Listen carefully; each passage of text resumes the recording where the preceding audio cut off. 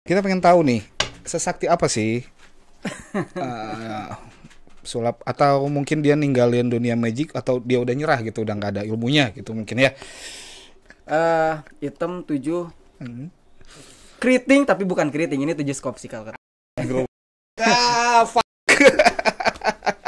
Ini udah ditutup kan? Udah ya. Oke, Udah dipilih ya, yakinnya nggak akan ditukar. itu aja udah. Oke, kartu lu yang ini ya. Oke, that's right. Loh, gue juga bisa. Hey, sini mampir dulu.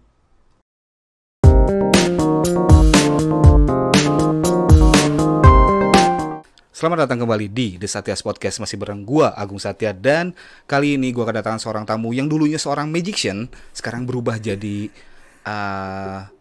soloist gitu. Langsung aja kita sapa. Apa kabar? Great Denny. Hai bro, sehat. Susah nih. Aduh. Nanti sebelum kita bahas ke kenapa berubah nih, kita bahas dulu nih tentang dunia persulapan nih. Oh, persulapan ya. Oke, boleh lah. Kenapa sih ini? Lu kan dulu aktif ya di dunia magician ya. Lumayan aktif juga. Bisa dibilang kalau di Sukabumi itu salah satu penggerak komunitas juga sih. Wih, Salah satu. gila. Itu komunitas di Sukabumi itu sulap namanya apa sih? Kalau sekarang sih apa namanya? Sukabumi Magician kalau sekarang nama komunitasnya. Oh, Sukabumi Magician ya. Kalau dulu itu awalnya itu sebetulnya dibentuk itu bukan komunitas sulap, lebih ke komunitas hipnotis, para penghipnotis. Oh, Iya. komunitas hipnotis ya. Cuma karena di dalamnya lama-lama kan hipnotis itu kita perlu pendekatan. Nah, sebelum kita ngehipnotis itu pendekatannya itu salah satunya biasanya medianya sulap. Nah, lama-lama kan belajar sulap, akhirnya di komunitas itu menjadi komunitas sulap sekaligus hipnotis juga. Awalnya sih kayak gitu. Oh, jadi metode pendekatannya menggunakan magic ya? Magic biasanya. Okay. Karena kan dengan magic orang langsung gitu, terpana kayak gitu. Aduh, lu kalau di dunia magic lebih suka apa sih? Hipnotis sih sebetulnya, lebih ke hipnotisnya. Wow. Lebih fokus ke situnya. Fokus hipnotis. Rata-rata job juga kan kayak stage kayak gitu lebih ke hipnotis. Ya? Oh. Biasanya setiap tahun baru gua ngisi hipnotis di Bandung, Tangerang, bukan Tangerang, apa namanya, Karawang, kayak gitu. Biasanya keluar kota itu main hipnotis. Oh, main hipnotis ya? Iya, termasuk Wih. tahun kemarin. Oh, tahun kemarin masih main? Iya, cancel. Covid ya? Covid biasa lah. Kena dampak akhirnya. Aduh. Yang paling favorit lu hipnotis tuh apa sih, mainan apa? Mainan kayak gimana sih? Biasanya ngerubah visual sih biasanya paling enak itu. Misalkan orang itu ngelihat penonton itu berubah jadi kayak apa gitu. Atau misalkan gini, gua panggil si yang dihipnotisnya, gua rubah visualnya ketika ngelihat cowok itu kayak ngelihat cewek seksi gitu. Oh. Itu paling seneng sih. Ada yang sampai gua suruh tuh dikejar tuh cewek, dipeluk kayak gitu. Padahal itu cowok dicium-cium kayak gitu. Itu yang paling favorit ya? Itu paling favorit sih sebetulnya itu. Seru banget sih di situ. Yang paling yang suka jadi apa sih namanya? Kalau misalkan kita jadi lagi perform hipnotis nih. Kadang-kadang apa sih namanya? Orang kan kalau misalkan lihat kita lagi perform, ada orang yang percaya sama yang nggak percaya. Oh iya. Okay. Gitu. Sebenarnya menurut lu sendiri percaya nggak sih sama hipnotis? Lu sendiri sebagai pelaku ya, sebagai pelaku. Gue percaya hipnotis itu percaya. ada.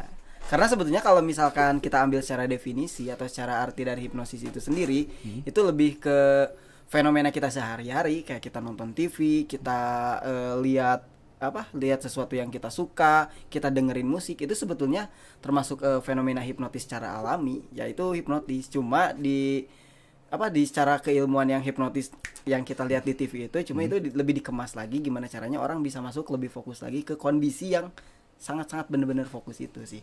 Gua percaya hipnotis itu. Yeah. Kalau nggak percaya gak mungkin orang-orang ketika gua panggil ke atas panggung mereka tidur dan bisa dipengaruhi. Itu sih. Ya kan kebanyakan orang kan ada aja sih ya yang apaan sih kayak gitu, bohong gitu kayaknya gitu kan, banyak yang gitu ya. Kadang-kadang pasti ada pasti ada yang nggak percaya gitu kan. Ada. Nah, ada juga stereotip orang yang kalau misalkan lihat hipnotis tuh takut gak sadar. Gitu. Itu gimana tuh? Takut gak sadar gitu. Emang bener gak sadar gitu? Tergantung sih sebetulnya. Ketika kita dihipnotis, gue pernah nyobain hipnotis itu sendiri. Jadi kondisinya itu sama seperti kayak kita tidur. Orang tidur, di dalam tidur itu kan ada mimpi. Nah, orang ada yang bisa mengingat mimpinya, ada juga yang bisa lupa ketika bangun dari mimpinya itu. Nah, hipnotis sama kayak gitu sebetulnya. Cuma kembali lagi, orang itu bisa dihipnotis atau enggak, dia mau atau enggaknya. Kalau misalkan dia mau dihipnotis, biasanya dia bisa cepat. Kalau misalkan dia gak mau, nolak, nah itu susah.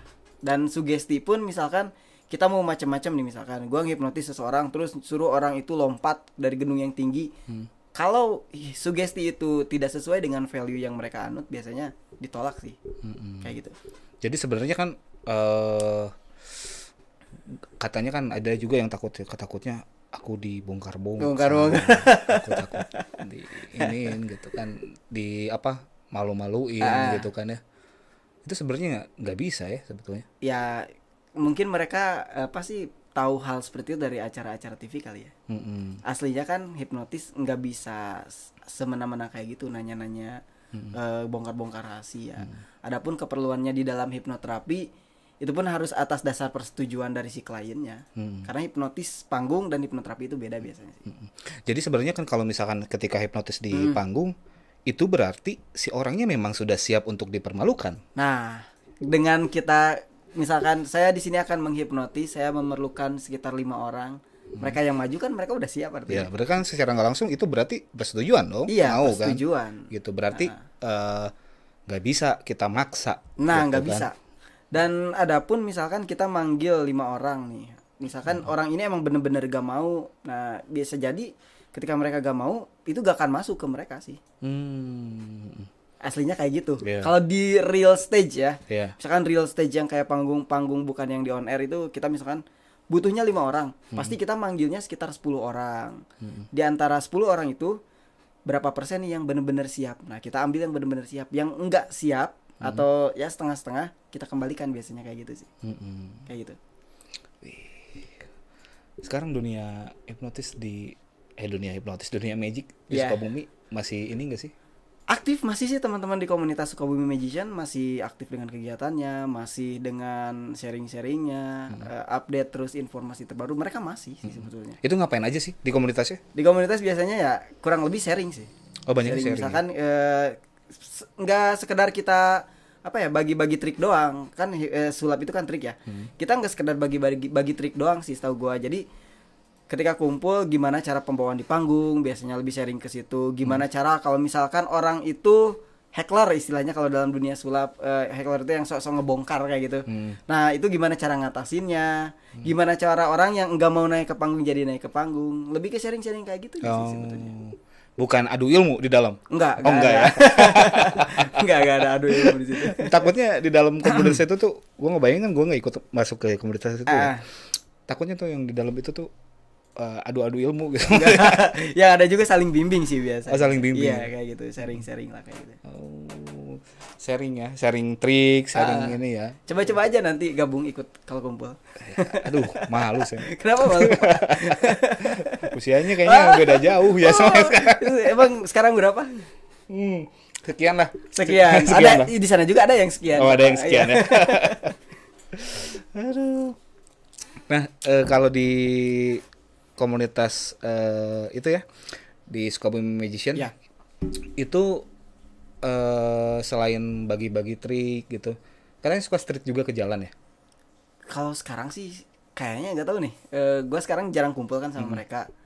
Kayaknya sih jarang street kayak gitu, lebih ke stage mungkin kalau sekarang ya. Kalau sekarang stage ya. Misalkan kita nyari venue atau cafe di mana kita main di situ, biasanya lebih ke kayak gitu. Streetnya pun bukan street kita sengaja kayak turun ke jalan, tapi street misalkan di cafe kita table to table, paling kayak gitu sih street. Nggak real street kayak gua dulu zaman kumpul, nggak. Kalau gua dulu itu misalkan kita nih lagi belajar sugesti apa nih, hipnotis, turun ke jalan, itu orang-orang di sekitar di jalan itu bener-bener dihipnotis beneran, bahkan nggak kenal.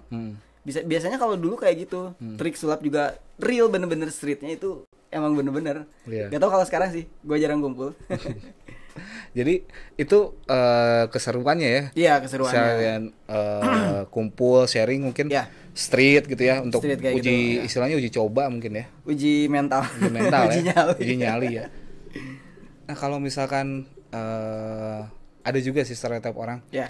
Kalau misalkan dihipnotis katanya takutnya nggak balik lagi. Nggak balik lagi. Itu tuh yang paling sering kan. Takut nggak balik lagi. Itu gimana tuh? Pasti balik lagi sih. Setahu gue pasti balik lagi. Balik lagi. Kayak kita tidur aja sih. Dan misalkan orang-orang ada yang beranggapan yang di jalanan itu misalkan dihipnotis, diambil handphonenya, diambil uangnya, ya itu mungkin lebih ke tidak kehati-hatian mereka aja, dan mereka biasanya kena tipu sih yang kayak gitu. Dan hipnotis ini nggak bisa sembarang kita turun ke jalan hipnotis orang terus kita ambil segala macamnya, enggak. Dan kalau misalkan ada tadi yang bilang enggak balik lagi, sebenarnya pasti balik lagi.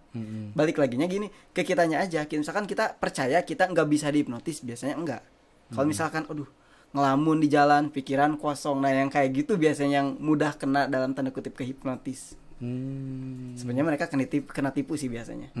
Misalkan dirayu, dikasih informasi apa, wah dikasih penawaran apa, akhirnya diambil sesuatunya, biasanya kayak gitu. Iya sih, lebih tepatnya penipuan ya. Kebanyakan penipuan sekarang. Adapun mereka yang mengaku dihipnotis bisa jadi mereka malu. Iya. Misalkan, waduh gue kena tipu nih, waduh gue kena todong nih, bilang gue dihipnotis biar aman. Ada aja kan, mungkin aja kan kayak gitu. Mungkin sih, mungkin kayak gitu. Itu kan orang kalau misalkan ngehayalnya kan suka jauh ya. Rata-rata ngelihat di panggung, wah salaman bisa tidur. Nah gitu kan. Nah, jadi orang tuh takutnya pas waktu kejahatan hipnotis tuh ngehayalnya kayak gitu mungkin ya. Wah ditepak, tidur, ngasihin dompet gitu. Kalau mereka percaya itu bisa terjadi, mungkin aja bisa. Mungkin bisa. Sangat bisa. Misalkan orang datang nepuk, dia percaya bahwa itu tukang hipnotis. Terus si orang yang penghipnotis ini percayanya misalkan menggunakan ilmu tertentu, ya bisa jadi kena juga.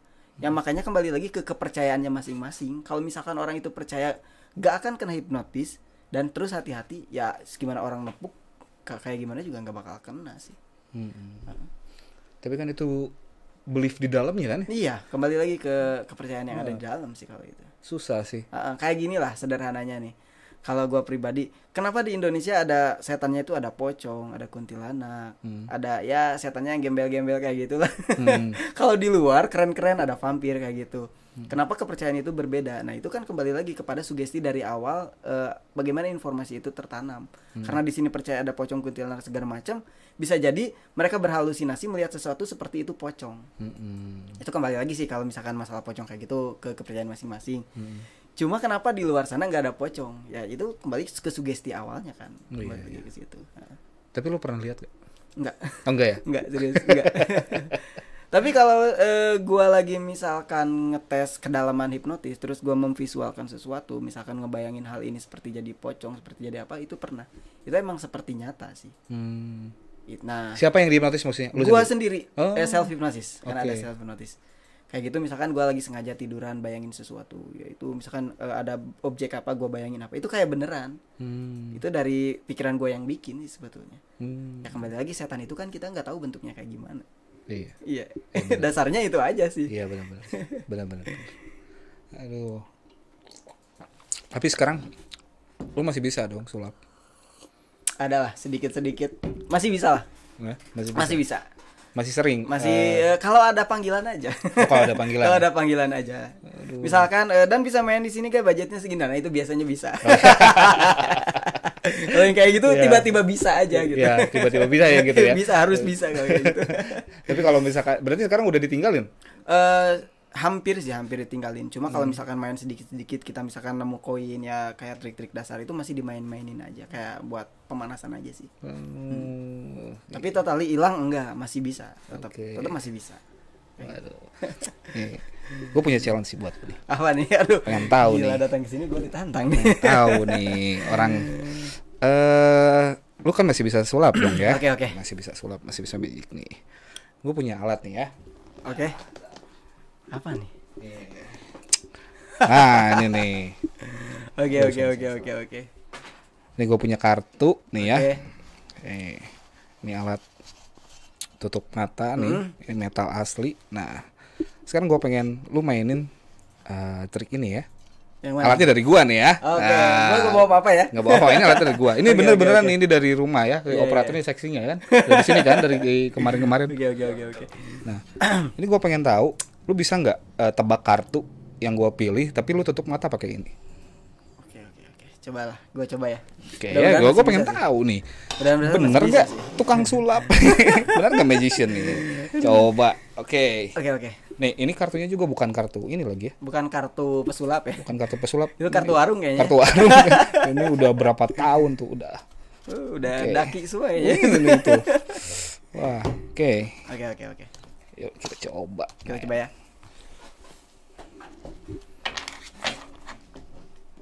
Ya, kita pengen tahu nih beneran pesulap atau enggak. Kita main. Gua tutup ya. Ya, tutup. Oke.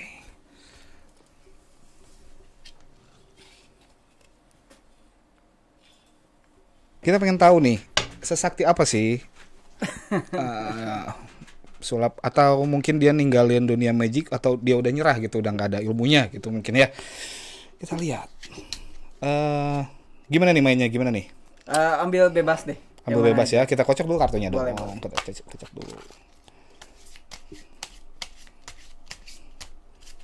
Kita kocok. Kita kocok. Nah, aku ambil yang mana ya? Ini deh. Ini ya. Oh, ini kartunya kartu asli ya. Tuh.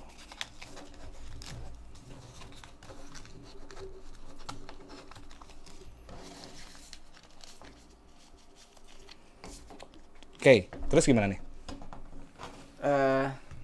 Gua biasanya kalau misalkan mata ditutup itu harus dengan rasa sih. Oke, dengan rasa ya. Coba dirasain ya. Boleh gua pegang? Boleh. Sebentar. Ini biasanya harus dipegang-pegang kayak gini sih. Harus dipegang-pegang ya? Ya, harus dipegang-pegang kayak gini dulu. Ini agak susah juga ya.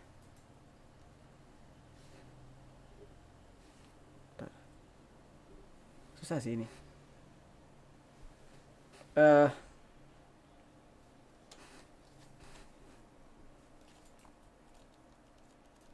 Kalau dari ininya sih teksturnya ini kayaknya ada hitam ya. Anjing. Pakai tekstur. Warna hitam pakai tekstur. Biasa harus dipegang-pegang dulu sih. Maksudnya ini kartunya yang dipegang. Hitam, angkanya kayaknya ini ada 7. Oke. Hitam 7. Keriting tapi bukan keriting, ini 7 skop sih kalau kata. Oke. Benar gak sih? Fuck. Bener loh, 7 skop nih, 7 skop nih, tuh. Bener gak sih? Oh bener ya. Aduh, gila bener. Wah. Coba nih. Sekarang giliran gua nih. Oke.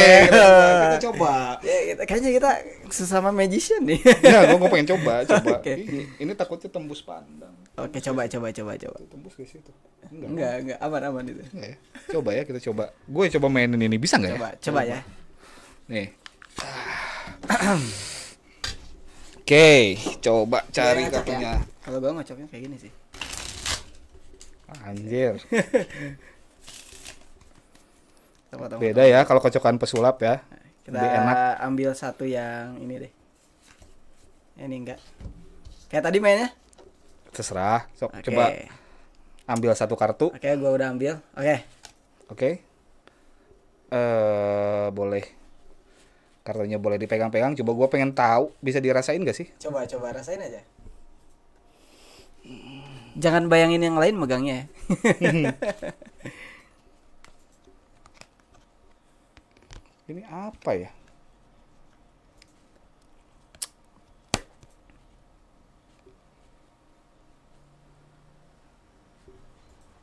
Apa ini, wah? Coba. Ini udah ditutup kan? Udah ya. Oke. Udah dipilih ya, yakinnya nggak akan ditukar? Itu aja udah. Mau ditukar? Aman itu.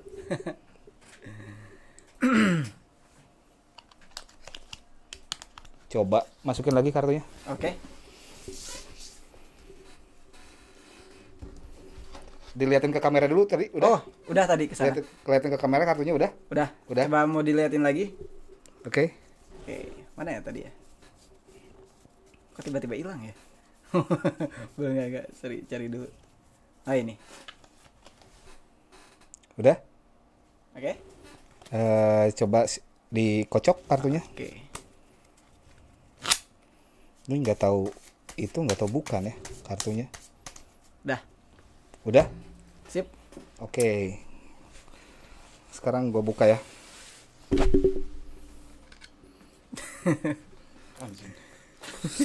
Wah. Coba kartunya dibalikin, dideretin. Kayak gini, di spread. Nah, spread. Oke.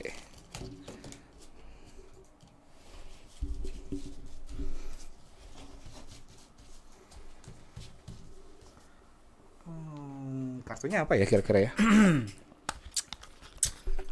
Coba gini deh.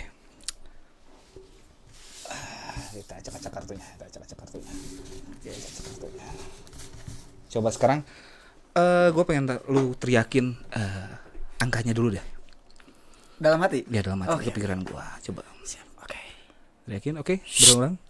Oke. 8. Oke. 8, oke. Oke. Coba pikirin warnanya ya sekarang ya. Bener gak 8, bener lu gak? Oh, benar udah. Bener ya 8 tuh. Aman, Oke. 8. Coba warnanya merah, hitam.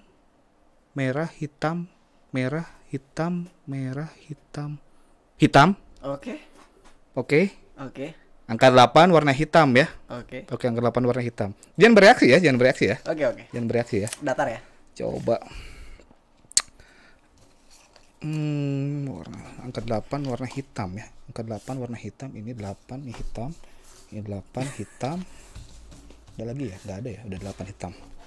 Ini cuma ada 2 lagi. 8 hitam ya. Coba. Jangan kasih kode ya. Oke.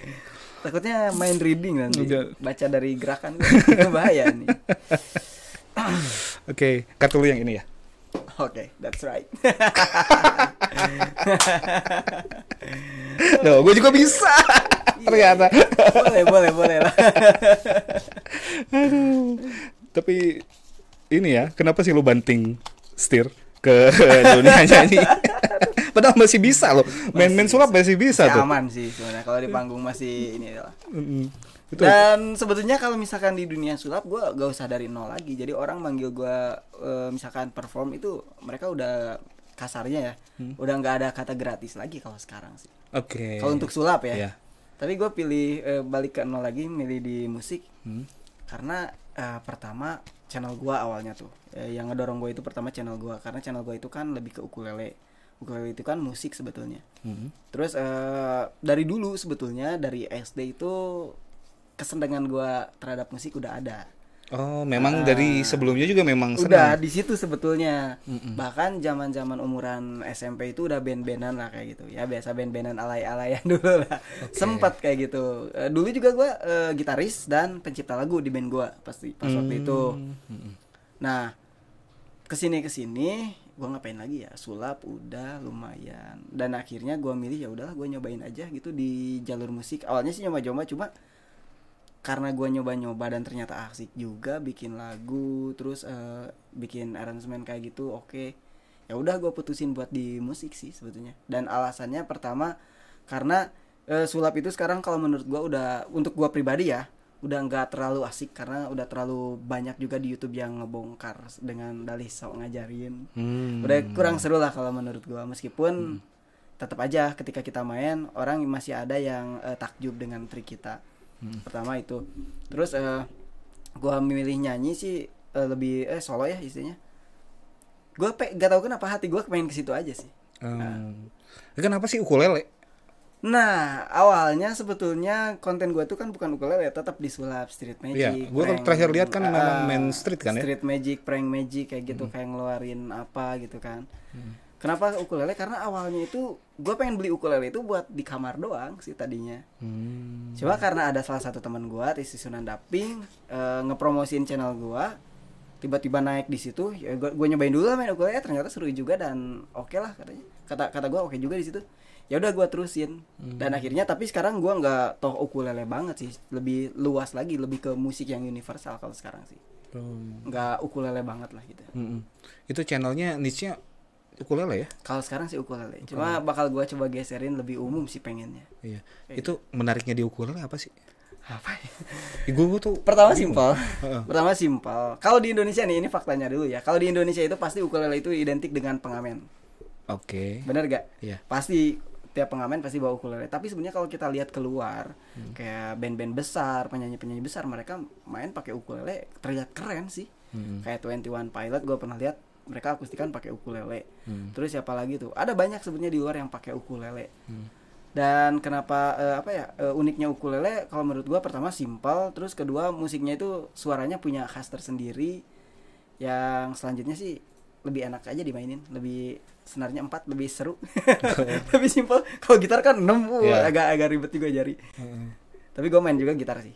Oh, main juga gitar ya. Nah, cuma kalau main ukulele kan jarang sebetulnya, musisi yang main ukulele jarang. Paling bisa kehitung jari kalau di Indonesia.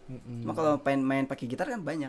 Iya. Nah, kenapa itu salah satu keunikan ukulele sih. Gue tuh lihat channel YouTube lu ya. View-nya banyak kata gue tuh. Lumayan gede ya. Gede ya. Lumayan. Itu gara-gara ukulele ya. Ukulele sih awalnya di situ. Wow. Padahal itu video yang views-nya 1,8 juta itu gua nggak niat bikin konten di situ.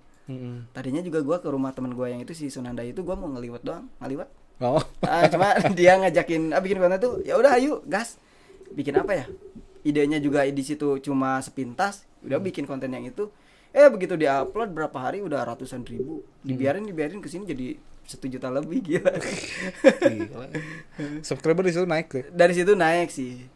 Cuma gini, anehnya YouTube kenapa cuma konten itu doang yang naik, sementara ketika subscribernya udah banyak, video yang lain masih di bawah-bawah aja. Aneh sih. Iya, Cuma iya. itu aja terus yang naik. Sebentar doang itu juga sih. Tapi lumayan lah, bersyukur aja. Terus sekarang udah mulai rilis ya, bikin single ya? Nah ya, gue sekarang udah bikin lagu juga, udah rilis juga di platform musik digital, terus di YouTube juga udah keluar video klipnya. Itu apa judulnya? Aku Bucin. Aku Bucin itu. Emang sebucin itu ya? Enggak juga sih. Itu lagunya tentang apa? Iya, itu tentang kebucinan. Ketika kita misalkan lagi senang-senangnya, bukan senang-senangnya, lagi bahagia-bahagianya sama pasangan kita, lagi cinta-cintanya, ya biasanya orang pasti ngelakuin hal seperti itu. Misalkan lagi cinta-cintanya dengan pasangan kita, pasti kita bangga mencintai dia. Ketika kita sayang-sayangnya, menyayangi itu seperti hal yang wajib, kayak gitu. Terus menurut kepercayaan yang gua pegang, hidup itu kan nggak di dunia doang. Nanti juga kita bakal masuk ke neraka atau surga. Nah, kebersamaan gua dengan pasangan gua itu gua cita-citakan ya sampai di surga juga, nggak di dunia doang ya. Jadi lebih panjang aja hidupnya sama dia gitu. Lebih ke situ aja sih. Jadi isinya tentang itu ya? Tentang itu sih sebetulnya. Ya dibayangin, gua bayangin bikinnya buat istri gua. Ya, emang buat istri gua sih, karena yang di video klip juga itu istri gua sih, Bang. Oh, buat istri ya? Istri ya. Itu istri gua yang di video klip. Oh, itu istri ya? Iya. Kita penasaran nih. Oke. Gimana nih video klipnya? Enggak apa-apa gue play ya? Enggak apa-apa, aman. Belum copyright. Enggak copyright ya? Nggak Aman ya? copyright. Kita play aja. Boleh ngerokok gak sih? Boleh, santai ngerokok aja. Kita roasting depan orangnya nih. Boleh lah.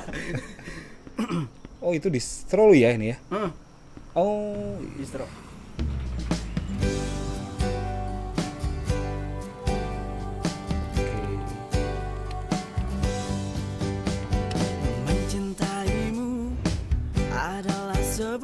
ini siapa yang garap video klipnya? Teman gua, Duce. Setiap saat hanya kau yang aku puja. Udah 60 fps. Selalu teringat akan kau di setiap hariku. Menyayangimu adalah sebuah kewajiban hidupku. Kan selalu ku turuti Ini istri? keinginanmu. Istri. Agar Romantis ku banget selalu ya. ada Bucin. di hatimu. Meskipun orang menghujatku budak cinta. Masyarakat kentrung gitu. Bila ku jauh dari Itu kentrung itu apa maksudnya? Kentrung itu sebutan lain ukulele di Indonesia. Oh, gitu. Ya kalau di Indonesia kebanyakan ada anak-anak yang tongkrongan yang gitu. pasti akan hancur seluruh hidupku. Melayu ya? Ya, lebih ke Melayu sih. Semoga di surga nanti aku bersamamu. Ini di mana nih? Cakrawala Selabintana. Oh ini ngeri sih, syuting di situ hujan. Menyayangimu adalah sebuah kewajiban hidupku, kan selalu ku turuti keinginanmu, agar ku selalu ada di hatimu. Oh, meskipun orang menghujatku budak cinta. Ini siapa tuh? Teman-teman itu.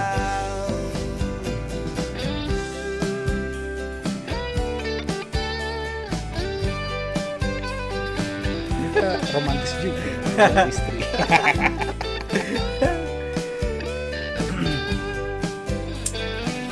Bila ku jauh darimu, pasti akan rindu. Lu influence-nya ke siapa sih? Bila ku Apanya? Ini tanpamu, bikin pasti single akan lagunya kayak gini. hancur. Influence-nya gimana sih? Influence-nya. Nah, Sebenarnya lebih gue lagi suka sama Mr. Pabli. Cuma gak tau kenapa lagunya jadi ke ST12. Jauh ya. bukan gue yang ngomong ya ke ST12 ya. Bukan gue yang ngomong, dari penyanyinya. Iya emang sih lebih dekat ke ST12. Mungkin karena ST12 bisa dibilang Pasti akan Melayu banget gitu. hancur. Emang lu ngefans banget sama Charlie? Enggak juga. Oh enggak juga ya? Enggak juga. Cuma lagunya dari dulu terngiang-ngiang aja kan sempet naik juga dulu rame banget. Jadi seenggaknya ada di alam bawah sadar gue gitu. Nanti aku bersamamu. Raja. Nah, ada Raja, ya raja. ada raja-rajanya ya. Kalau raja sih lebih ke suara seraknya kayaknya. Cara nyanyinya juga Mas Ian. Semoga di surga nanti aku bersamamu. Yeah. Itu dia. Singlenya Aku Bucin. Yo. Bisa didengarkan di semua platform digital kesayangan kalian. Pasti akan rindu. Ini lu ngincar golnya kemana nih? Tanpamu. Lagunya Ah, biasanya pelajar sih. oh pelajar ya. Segmennya, targetnya pelajar. Tadinya targetnya. Mm. Cuma gak tau kenapa ini viewersnya masih segini nih. Ini pokoknya nih yang penasaran ini langsung aja ke channelnya Great Dani. Oke. Nanti gue cantumin di bawah nih ya. Boleh lah. Waduh, lu apa nih selanjutnya nih? Mau ngapain nih? Bikin lagu terus sih. Bikin lagu, promo, lebih ke venue, stage kayak gitu, nyari-nyarinya kayak gitu sih. Lebih fokus ke situ. Jadi fokusnya di musik ya sekarang Musik ya? sekarang sih. Pengen banget total di musik sih. Seru aja sih. Bisa apa sih? Bisa kita bisa ngeluangin apa yang ada di pikiran kita ke sebuah lirik, dibuat sebuah nada. Terus kita publish, asik aja sih. Ini berarti single pertama ini baru seminggu ya rilisnya ya? Baru seminggu ini rilis. Wih. Kemarin sempat soft launching juga di Allegra. Oh udah soft Udah launching. soft launching. Oke. Tinggal promo-promonya di sekitar Sukabumi dulu kayaknya. Oke. Dan itu pun harus ketat dengan protokol karena ya kita tahu sekarang masih Covid. Itu. Iya. Nah, udah ada album mungkin yang dipersiapin? Persiapan udah pasti ada sih. Ada. Tapi belum ada jadwal schedule-nya buat Belum ada. belum ada schedule-nya untuk Sekarang ini. sih lebih ke bikin lagu aja sebanyak mungkin, dirilis sebanyak mungkin juga. Kalau misalkan ada budgetnya, Oke. karena lumayan juga kan ya. Terus kita lebih ke mengenalin dulu aja sih sekarang targetnya, supaya orang-orang tahu kalau misalkan sekarang itu Great Dani lebih ke musik, gitu. Kalau sekarang sih branding, si branding lah. Lu kan ngeband, dulu pernah ngeband berarti kan ya. Sekarang ngeband juga. Bukan ngeband ya, sekarang udah bikin karya ya maksudnya di dunia musik. Nah, perbedaan itu tadi salah satunya lebih enak zaman sekarang. Karena ada sosial media. Ya. Nah, terus dari segi pemasaran lebih enak juga. Sebenarnya lebih enak sekarang lebih apa ya? Lebih gampang sih maksudnya. Lebih gampang. Nah, kita misalkan pengen A, ya tinggal kita tinggal kita bikin strateginya. Mungkin kalau sekarang ada media sosial, kalau dulu gua gak tahu. Mungkin dulu pengetahuan gue masih kurang sih. Kalau sekarang karena ya umur makin tua, pengalaman ada ya, jadi cukup ada beberapa pengetahuan juga. Jadi kayak yang gampang aja sih. Oke. Maksudnya gampang apa ya? Gampang nge-publishnya. Iya. Susah terkenalnya. Belum mungkin ya. Belum kan. Baru seminggu loh, baru seminggu rilisnya. Baru seminggu. Nah, kalau misalkan dari segi persaingan sebenarnya kan sekarang lebih ketat ya. Nah, iya lebih gampang, justru makin ketat juga sih. Makin ketatnya apa? Karena mereka banyak yang bagus-bagus juga.